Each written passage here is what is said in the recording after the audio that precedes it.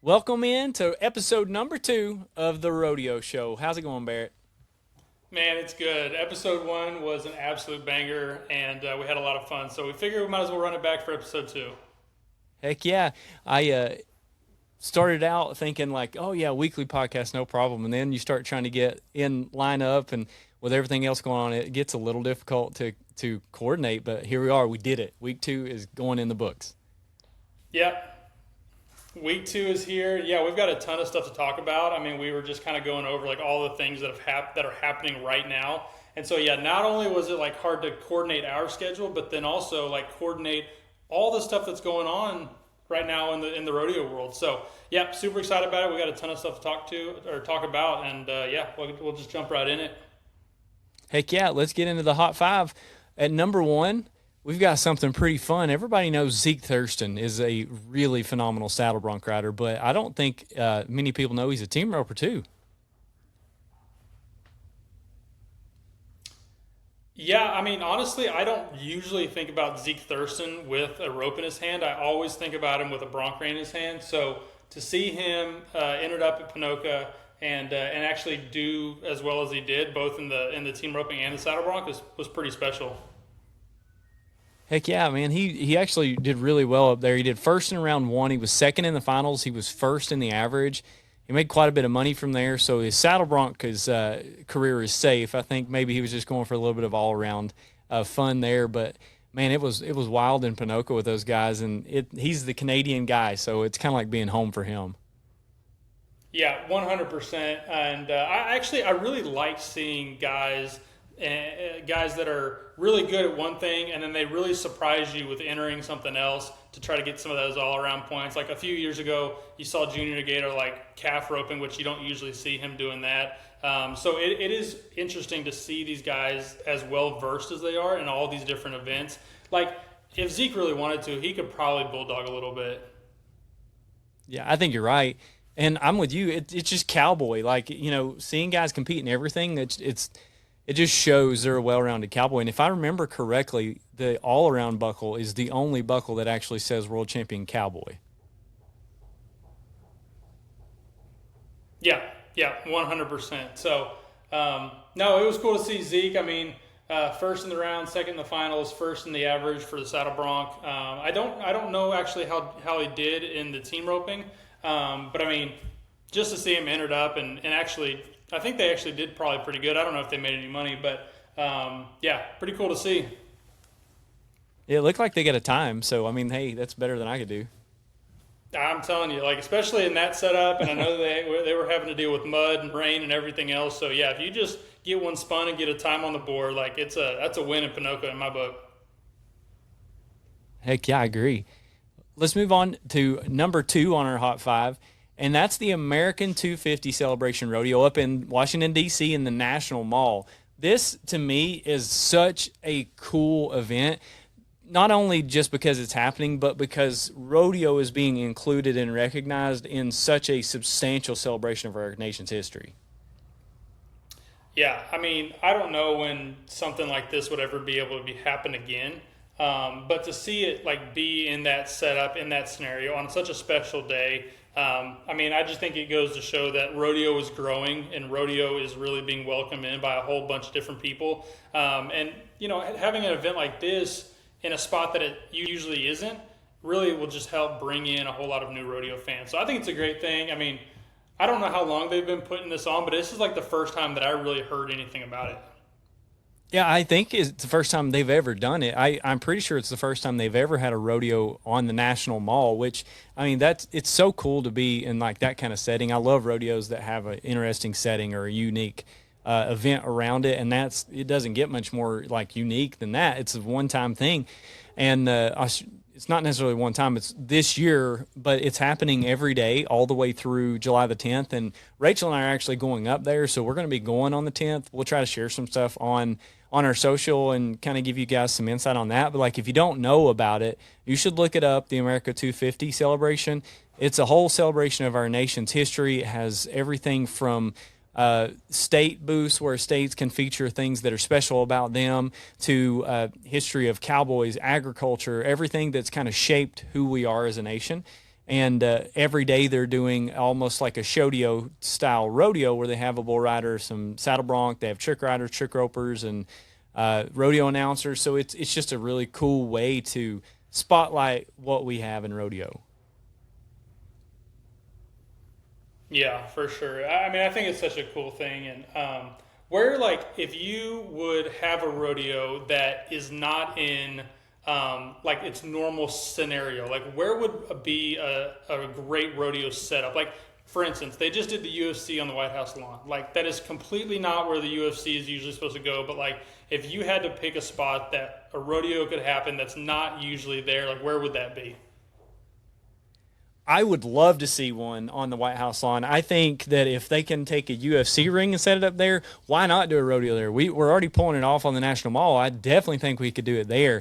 But I think it's really cool and it's more bull ridings than full rodeos just because of the scale. But I love when they put bull ridings in these tiny buildings and the crowd is right on top of them. It's one of the things that makes the Thomas and Mack so unique and so cool for the NFR is how everybody is right on top of the arena there. And those really small venues where everybody can kind of feel it when the bulls come out and the guy hits the panels, you can feel that shake in the ground underneath the stands. Like those really intimate events, I love. When we were younger, they used to have a bull riding up in Abingdon. It was a zebra event, and it was in this tiny little building, and it would be in the middle of the winter. We literally drove from Knoxville there one night through the blowing snow with my wife and her college roommate to go to that. We get there, and you think, oh, there's not going to be anybody here. There's snow on the ground everywhere. The parking lot was packed. There were no seats to be had. They had heaters on inside the building, and it was one of the best bull ridings I've ever been to.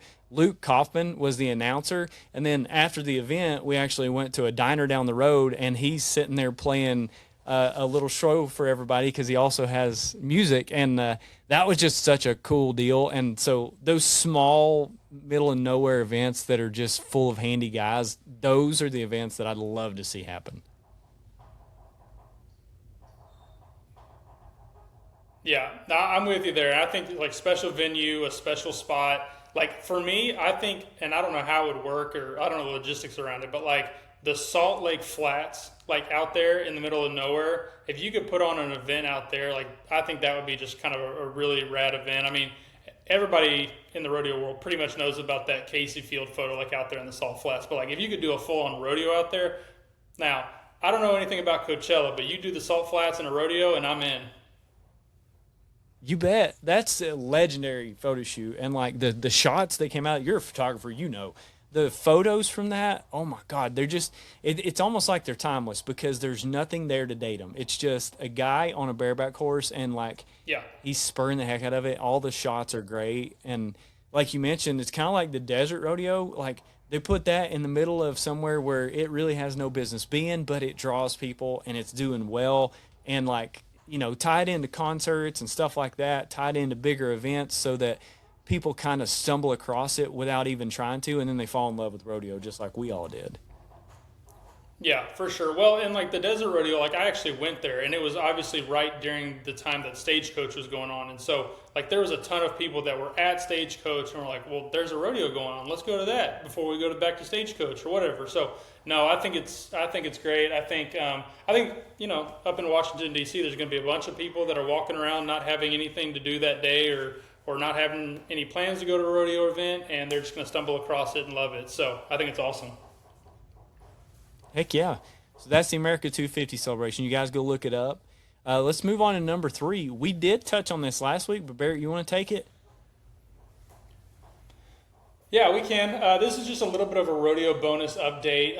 You know, for those of you that don't necessarily know, Rodeo Bonus is a new program that is out right now. It is about 2 weeks old, and what they've done in the past 2 weeks, 13 days, has been pretty impressive. A little over $62,000 has been paid out directly to rodeo athletes by their fans, right? So fans like you or I, we can take money and we can go give them, go give it to Trisha, we can go give it to Hunter Cook, we can go give it to whoever the case may be. So the contestants, they sign up for a contestant side, the fans sign up for a fan side, and then the fans can give money straight to the contestants and have a shot at a lot of really cool stuff, including three trucks.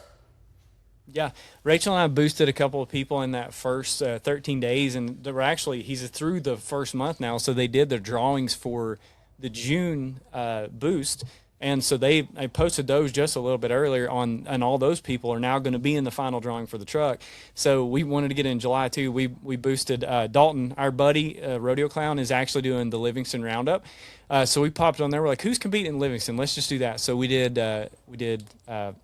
Logan Hay or Dawson Hay and Ben Anderson. So we got behind some of the saddle bronc riders for that, and so we're ready to watch them. I think they're both That's up awesome. tonight, if I remember right. So yeah, it's just a lot of fun. I mean, you get when you it's when you funny, nominate like, them. Go ahead. Yeah, when you nominate those people or when you get behind them and boost them, like you said, they get all of that money, plus you get a trading card with them. There's an autograph sheet you get digitally, and then every dollar you spend is, I believe, 100 points. So if you do 20, you get 2,000 points, and those points are your entries.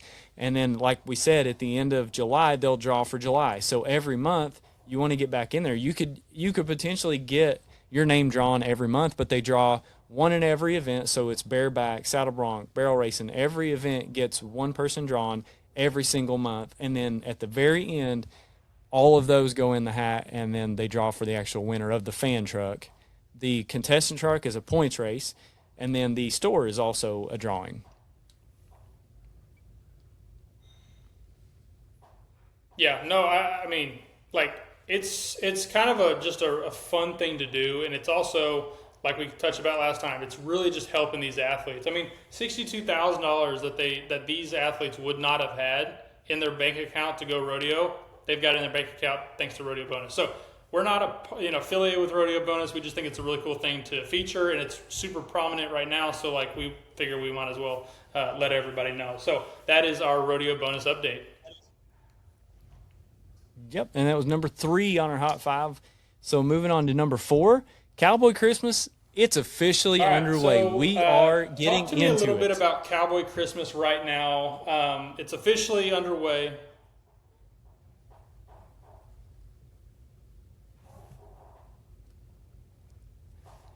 We're going to have to edit this one. I think we got a delay. We do have a little bit of a delay. Well, sometimes it's delayed and sometimes it's not. So I'll definitely have to work some editing magic on this. But talk to me a little bit about Cowboy Christmas. It's officially underway. It's the busiest time of year outside of December and the Thomas and Mack and the NFR experience. So what are you watching right now for Cowboy Christmas, and kind of give me some talking points on that? So there's a lot of different people out there that think that Cowboy Christmas is just the 4th of July weekend. Then there's a lot of people that say it's the entire month of July. I think you can go either way because there's big rodeos that whole time, and guys are still planes, trains, and automobiles the entire month of July. It's not just this 4th of July weekend, but to me that is kind of the highlight weekend. There's Calgary, there's Livingston, there's Ponoka just wrapped up, St. Paul, Black Hills Roundup, Oakley, Utah, Cody Stampede. I mean, I can't imagine being a rodeo athlete and actually trying to get to multiple rodeos within this 4-day period. I mean, getting to 2 in a weekend, that's no big deal, but there's literally 8-9 rodeos that count for PRCA standings these guys could potentially go and compete in and then make big time money for the summer. Yeah, I would love to see what their calendar looks like, or how they actually figure out where they're supposed to be, how they're supposed to get there, how their horse is supposed to get there. Because, a lot of these guys, they might have a horse up in who knows where. They may have a horse down at this other rodeo. They might have a horse over at the next one and be like, I don't know which one I'm going to. Y'all just take horses somewhere, and I'll figure out where I got to go, and then I'll get there. So, I mean, We've got a friend that used to be a travel agent, and she used to help some of these guys, and she was just like, Cowboy Christmas is just the craziest time of year. And I've always said, I would love to just follow one of these athletes around for Cowboy Christmas. I call Cowboy Christmas all of July, but really this 4th of July stretch, I would love to just have a camera, follow them around, and just document the craziness and, figure out how many miles they're flying or driving or on a train or trying to get picked up by hitchhikers. Who knows? I mean, it's madness.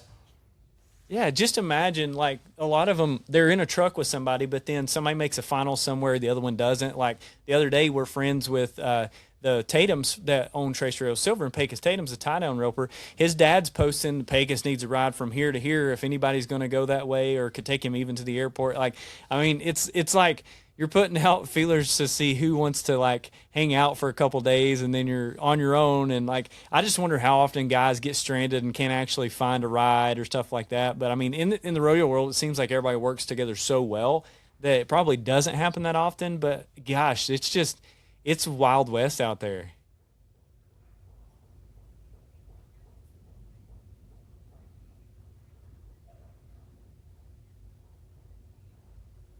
Yeah, yeah.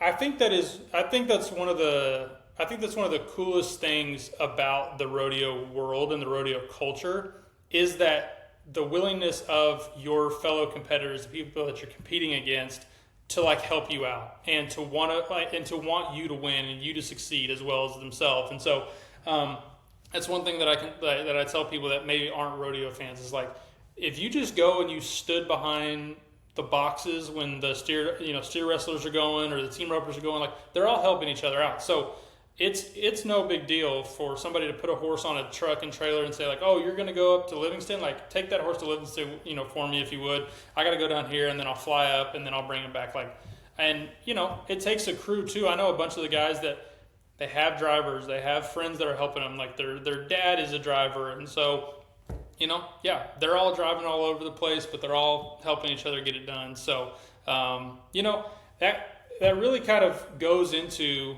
our next thing, our next bullet point, which is number 5.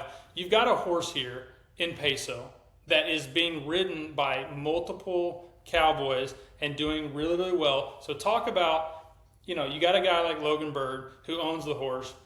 Then he's not only competing on that horse, but he's also letting 3 other guys rope and win on that same horse.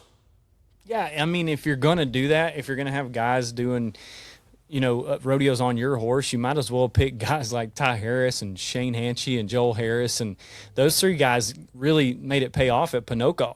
The 3 of them collectively won $38,000 at Ponoka alone.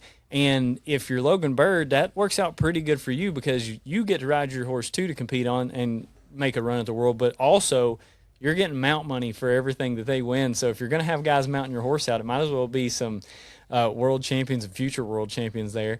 And I mean, that horse is amazing. And like he can do run after run. He never lets up. He has perfect runs every single time, sets the guys up. Like, what an amazing animal. Well, and not only that, but like you're also talking about, a setup like Ponoka where it's so it's such a long score. The horse has to run so far and do so much in the mud, in all the crap. Yeah, I mean, yes, it's one thing at the Thomas and Mack. It's one thing at some of these shorter scores, but like Ponoka, that is a lot on that horse. So I wouldn't be surprised if all 3 of those guys, even Logan Bird, is riding that horse at the NFR at the end of the year. Yeah, and that would be incredible. And like, there's a horse of the year every year, and like I think Peso is definitely going to be at the top of that list if he doesn't end up being horse of the year this year. Yeah, I mean, look, like my wife and I, we love watching the horses, especially at the NFR, and we like watching them all throughout the year. Like forever, it was Clayton Hass's Benz, right? Like that is an iconic horse that all the guys use in the steer wrestling. He's just an incredible athlete. Got to meet him, fanboyed hard over that horse. And Peso's the same way. Like, to see guys doing so well, and you're talking about 4 different guys, right? At least they all ride differently, they all rope differently, they all do things differently. But to see a horse like that take all of those guys, pick up checks, almost $40,000 for just 3 of them. Yeah, super special. Couldn't say enough good things about that horse. We could probably sit here all day and talk about that horse, honestly. Heck yeah. Well, that's our hot 5. And if you guys like listening to that, and if you got any things you want us to talk about, you can DM us and tell us, what we're missing out here. So that's our hot 5. If you guys want to send us what you'd like for us to talk about, or if you think that there is something worthy of like running down and we haven't done it yet, you can send it to us at the Rodeo Show on Instagram. and we'll be happy to talk about it. But that's our Hot 5 for this week. Heck yeah. Well, we might as well just jump into our competitor spotlight. This is one of my favorite segments that we are starting to do here. And I think first up, we got to talk about the rough stock rider, Cooper Cook. This was actually one of our PFR heating up topics. Cooper Cook is sitting 8th in the bareback right now. He's since May 13th, he's made over $42,000, which is unbelievable. The dude literally is heating up, and he's on a hot streak. Yeah, he's made $87,000 on the year, so that 42 is like half of his earnings. Half of his earnings have came in basically 6 weeks. Yeah, it's unbelievable. And like we talked about this a little bit last week, like when do you want to heat up throughout the year? And like right now really is the time to really be kind of hitting all your strides in the perfect order, and it seems like he is right now. I would love to see where he was prior to May 13th and like where he actually, like he's obviously jumped up to 8th in the world. But yeah, I mean, 6 weeks, $42,000 and some change, like not a bad deal. Yeah, I wish the Pro Rodeo did a little bit better with like kind of showing the tracking and like the trajectory of that. I'd love to see a graph. Like it's probably something we'll end up developing for ourselves at some point, but it would be nice if it was there, because I'm with you. Like I love to watch sort of that run from the beginning of the season all the way through the NFR on world positioning, because it gives you like a real view of like when they get into these big paying rodeos, do they really jump up or do they just steadily climb all season? Like obviously he would have a really sharp uptick when he gets to May 13th on these earnings, but it's amazing. Like he's also been stacking checks, so he probably has had a steady climb since May 13th, but like Silver State Stampede, he got 5,600. Snake River, he was the champion there, 10,800. That definitely helps. Darby Extreme Brocs, he was first in the finals to win 11,878 there. So like, it's pretty easy to start getting $40,000, $50,000 when you're winning 10, 11 grand everywhere you go. Yeah, and I mean, when I was working on our graphic the other day, like I went through his last probably 10 or 12 rodeos, and like I think there was one where I was like, oh, he didn't win anything that time. All the other times it was like $1,800 here, $4,000 there, $6,000 there. Like it was pretty impressive to see, what he's been doing since May 13th. So look, if you're going to hit your stride, might as well be right now. And so I'm super excited to see what he does through the Christmas and July, Cowboy Christmas schedule, because there's no telling where he could end up after it all. Absolutely. No better timing than now, like you said. Hit it now. Get it going, stay hot through the summer, and roll into the NFR in the top 5. That'd be a great plan for him. No kidding. Cool. Well, let's jump into the men's timed events section. I don't know if you've been tracking this team, but I saw them in Reno, and I saw how impressive they were in Reno. But that would be James Arvizo and Levi Lord. Levi Lord, no introduction needed. James Arvizo is definitely kind of a young gun on the rise. But they've been putting a beating on them sometimes. Man, James Arvizo has been extremely exciting to watch for me. Like, I remember early in the season, I think it was Austin that he was roping with Rance Doyle. They set the arena record in Austin, and then I think it got tied. But he's had 2 records, or it might have been the world record, actually. I think I'm wrong. I think it was the world record. But set it once before, set it again, and then is now roping, like you said, with Levi Lord. And man, like watching him rope is so fun because he comes out of the box and slings it. Like there's no hesitation. He throws that head loop on there and then takes it left. And they're every time Levi is just picking those heels up and they're cashing checks. He's last year's rookie of the year. And this year he's already number 4, I think. Yeah, he's sitting number 5, and Levi's sitting number 4. And like Levi Lord, for people that don't know, like he just came off of winning the BFI like earlier this year. Like he and Tyler Tryon won the BFI, and then now he's like, hey James, let's get to it. And I mean, they're on a mission. And actually, they just won the other night. Like what did they win the other night that I'm blanking on? Like I just saw it. Like they went from Reno and they went and won something else. Oh, I don't know where that was. I mean, they were, at Reno, they were 15 seconds on 3 head, and I think they were the Reno champs.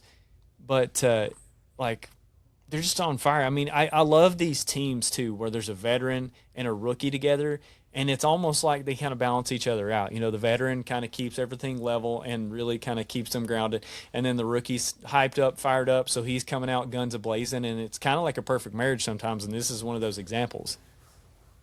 Yeah, absolutely. And I mean, like, I was sitting right there by the boxes in Reno when they made that final run, and like he was just cool, calm, collected. They were the last team out, and he just was like, "This is just Reno. Let's just do it. Let's see what happens." And so, I mean, it's a really exciting team. I think that they're going to do some great things, and obviously Levi's been to the NFR a few times, so you're right. Like having that veteran that's in the rig with you, being like, "Don't worry about it. Don't sweat it. We've got this one. We've got that one." But he doesn't need any pep talks right now. Like James and Levi, they're on a roll, so let's just let them roll.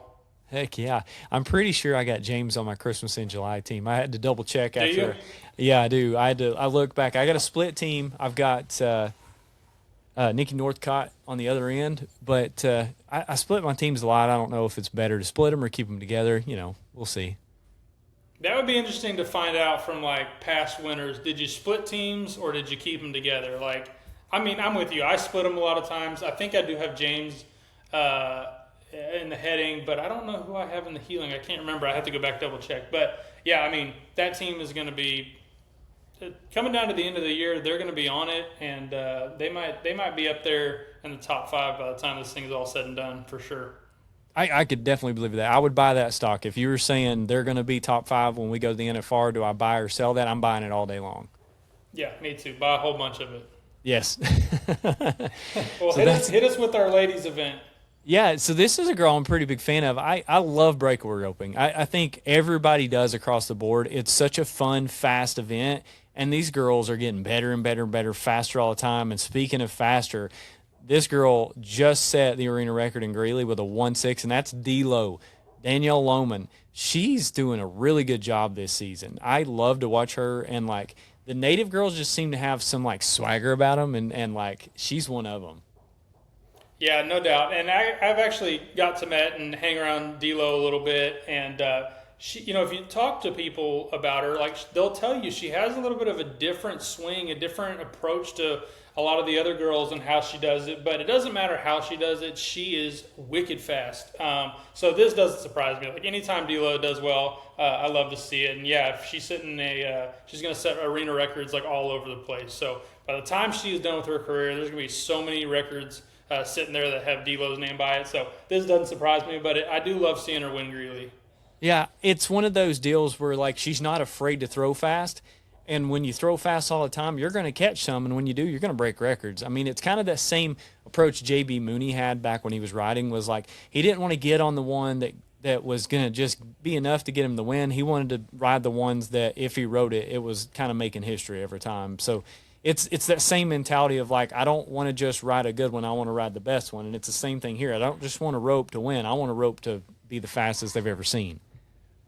Well, and you know, with the setups nowadays, and with as good as the horsepower these girls have underneath them, and as good as they are with the ropes, like you can't just go lay it up. Like I don't know anywhere, unless you have all of these other girls like going somewhere else, and you just have like locals that don't rope a whole lot. Like you have to throw super fast all of the time. So yeah, D-Lo is not afraid to just come out swinging, and she obviously did that. I mean, a 1.9 in the first round, a 1.6 in the second round. I mean, 3.5 on 2 head is like ridiculous. So, yeah, love to see it. For sure. That's our athlete spotlight for the week. But we've been talking a lot about the summer, a lot about Christmas in July. Barrett, what is your favorite summer rodeo? Can be in July, can be out after July. It doesn't have to be July. But what's your personal favorite rodeo? It's a really good question. I really don't know. Because there's so many of them that are just like, I'll put one that's just in July, which is Cheyenne, right? It's, you know, if you're just saying like Christmas in July is just the July 4th kind of area, that's not going to count. But like for me, a summer rodeo in July would be Cheyenne. I've never been there. I am going this year. So I'm super excited to shoot that, to be there, to do all the things in Cheyenne. But it's just such a legendary, rodeo, like in the summer. That's got to be my pick for sure. It really is legendary. Like when I'm thinking about rodeos too, that's one of the ones like I grew up watching 8 Seconds. You know, I'm from the East, so I didn't get an opportunity to go to really any of these rodeos out West until I started working here and it allowed me to travel more and get to these rodeos. And I love every minute of it. And Cheyenne is one of the ones I've got to go to. And it feels like that. It's like bucket list place. You get to go and you see the history and there's so much going on around it. They have so much rodeo culture baked into the rodeo that it goes beyond just the competition happening in the arena, that you feel like you're a part of rodeo when you go there. Those kind of rodeos just have that secret sauce, and I think it's really hard to replicate. And you know, a few of those are for me are going to be Cheyenne. It's going to be Calgary, which I have not got to go to, but I definitely want to get there. Salinas just has the cool factor to me, sort of like Reno does. And then later in the summer, people, you know, some people call us fall. I think it's still summer, but Pendleton is another one that just the town is the rodeo, and when everybody lives for that rodeo, it's a truly special thing that is you just can't replicate that, you know. Well, 100%. And I think that you kind of hit the nail on the head right there. Like, when the town is the rodeo and the rodeo is the town, and they, like, the culture around the rodeo is so huge, it brings out something special. Like, we have a rodeo here in town every year, but, like, the town is not really a rodeo town. It is somewhat, and we are rural, but, like, it's, like, when people go to the rodeo, you're like, oh, this is a cool thing for like people that aren't rodeo fans to like come and hang out on a Saturday night. But like, it's not baked into the culture of the town like the ones that you just stated are. So I think that is a little bit of a difference. And then you have like the scenery and the ambiance and like the coolness factor that brings.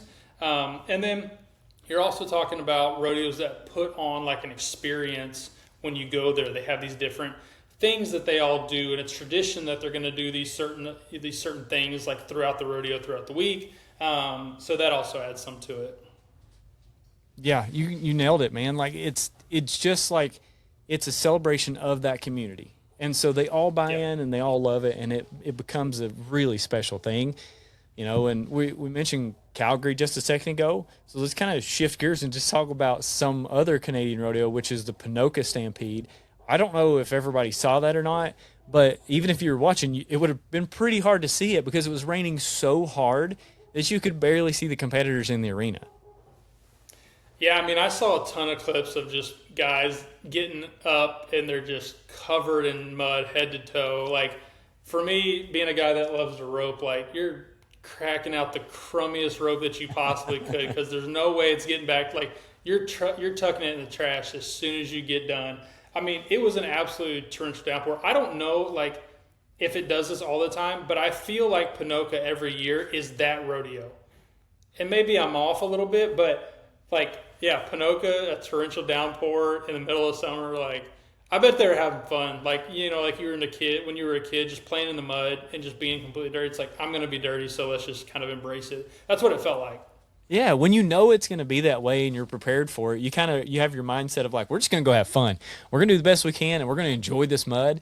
Like you said, you know, you miss your dally, you're like, yep, I'm leaving that rope. That one's for you, sir. You take that home with you, buddy. Just yell at the end. Just keep it, throw it out. I don't care. I'm not going down there to get it for sure. No, it was awesome. Yeah, 100%. And you know, those guys and gals, like, they're just going to embrace it. Like, there's no point in trying to be clean today. Just be muddy. Let's have a bit of fun and see if we can pick up a check in the mud. Heck yeah, get that mud bonus in there. Exactly. So that we talked about the rodeos this summer, and then there's a lot of people we've talked about, and we've started a cool thing. You started doing these polls on our Pro Fantasy Rodeo social media. And we kind of wanted to talk about those because, I mean, that's pretty fun seeing what the fan base thinks. We got two of them that we've done so far we'll talk about. And the first one was which right will win the most money in July. And before we share the percentages, did it surprise you or was it exactly what you thought it was going to be? I thought it was going to be this way. I didn't know how much that it would be, but I figured it would be somewhere in this range. So it didn't completely shock me. The guy that I always pick was not the highest pick, but that's okay. We'll kind of get into that. But did it shock you at all, or did you see this one coming a mile away? Oh, I've been following what our fans and our players go with, and I think that it was spot on. I actually was not super surprised, but like I was a little pleasantly surprised that it wasn't a higher percentage for this guy.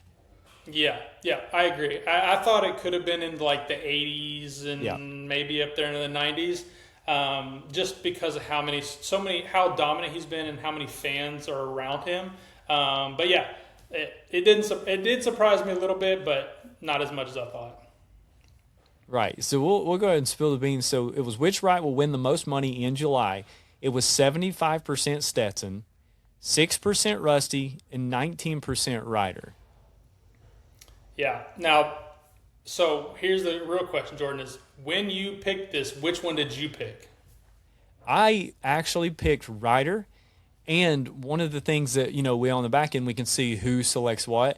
This was impressive to me, and like in my opinion, I come from like an exercise science background. I was a college athlete, so like athletic mindset and competitive mindset tells me a lot about people. There was one of these guys that voted for himself. And that's just confidence to me, and it was Ryder. I was very Yeah. impressed that he voted for himself in this poll, and I was like, that a boy, I'm behind you the whole way. Yeah, yeah, for sure. And you know what's funny is I picked Ryder as well. Ryder, like I've always said, like I've always been a fan of Ryder. I think he was kind of not he's not the first the right obviously, but like he was the first one that I was like, oh, I really like his style, his swagger, like how he conducts himself, and he actually reminds me of one of my younger brothers. And so like I've always been a fan of Ryder Wright, and I think he's going to do great. So I picked him, and it's funny. I looked on the back end to see who picked, and I saw that he picked himself too. So I was like, man, confidence, swagger. Yeah, that's my pick to win the most in July. Legit. And But we're going to track it. but We'll know who it is. 75%. Yes, we'll know who it is, and we'll give an update. We'll have to give an update on socials as well. But yeah, I mean, 75% for Stetson. And look, like Rusty is no slouch. Rusty could come out and just kick the snot out of all of them, and take the most money, like in Saddle Bronc just by himself. I mean, he is that caliber of rider. Yeah, we've made the joke before on our PFR Edge show. It's never the wrong choice to pick a right, any of them. 100%. Yeah, it was a layup. Like this question in and of itself was kind of a layup because you're right. You can't go wrong with the right. Yeah. So the other poll that we did, and this is another hot topic, and I rode steers in junior rodeo, so like I was on the rough stock side of things and followed bull riding my whole life, a lot heavier than I did other events. So like I'm just a little bit more naturally interested in that. So this one got me excited, and that's, does John Crimber win the PBR and the PRCA world title this year? And did this result surprise you, or was it pretty much what you thought? You know what? I thought it would be a little bit more even than it was. Just knowing the caliber of riders that we have at the PRCA, like I thought it was going to be closer to 50-50. So it did surprise me a little bit. Yeah, I agree with you. I was expecting more 50-50, and not because I don't think John can do it, but to do it, he's going to have to get through Stetson and Tristan. And in addition to those two guys, there are other rookies that are riding as well as he is, and maybe even better. And it's not that they're riding better, but when everyone is pretty equal on their ability, it comes down to the draw. It comes down to where you're going and how you're entering. And this is his first year really going at the PRCA. So, his dad did it, so he knows how to enter, and he's got a lot of guys in his corner that are going to help him enter. But and I think I skipped totally over the percentage, so we'll go and share that. But it was 72% yes, he is going to win both. 28% said no. And, I thought it would be more because, he's great, and I think he absolutely has the ability. But it's not just up to him. If everyone rides, now it comes down to that score and not just you're riding and they're falling off. Yeah, and obviously he's no stranger to big scenarios, to big wins, all that sort of stuff. And it's definitely nothing on him or his ability, but just, you're right, there's a stacked lineup in that bull riding, and it's hard to win a gold buckle on the bull riding. So, look, 72% said yes, and we'll see how that plays out at the end of the year. Yeah, and we'll definitely update everybody on all these. And if you want to vote on these polls, Pro Fancy Rodeo is our Instagram for the polls, and there's a lot of fun stuff Barrett's doing on there now. We've got a guest score that's really popular. We've got some trivia going on too. So all you got to do is go follow us at Pro Fancy Rodeo on Facebook and Instagram, and you can get in on these polls, and we'll be talking about them on here. It's a lot of fun to cover those, but check those out there. So getting in toward the end of the show here, what's going on? We've got St. Paul Rodeo that will be running through the 4th, Livingston Roundup, the 1st through the 4th, Black Hills Roundup, Oakley, Utah, Cody Stampede, all of those bigger rodeos are going on for the 1st through the 4th. So this 4th of July weekend, you guys should have plenty of rodeo to follow. And 4th of July, you called it earlier, where are you going to be going in July? Yep, I'll be at Cheyenne. We will be at Cheyenne Frontier Days, and super excited about it. I mean, I'll have the cameras loaded up. You know, memory cards are completely empty, ready to rock. Heck yeah. And then I'll be going to Salinas. So you guys, if you see either one of us at either of those places, come say hi and tell us what you want us to talk about on the show. We'll be glad to do it. But we're super excited to get out there and be a little tiny part of this Christmas in July and just enjoy rodeo. Yeah, I mean, like coming from a couple guys that like aren't rodeo athletes, like going to those rodeos and being a part of it is super special. So yeah, I'm excited about it. It's going to be a very busy back half of the year, and yeah, we'll try to bring as much coverage on this podcast and on this show as we can. Heck yeah. Well, that's been a good one, Barrett. Yeah, man, it's been fun. It was good. Lots to talk about, lots to do. So, yeah, can't wait for episode 3. Heck yeah. Y'all be sure to like and subscribe and rate and comment and do all the things and help us grow this thing and come along on the ride with us, and we'll try to get these out every single week. Perfect. See you guys. See you guys.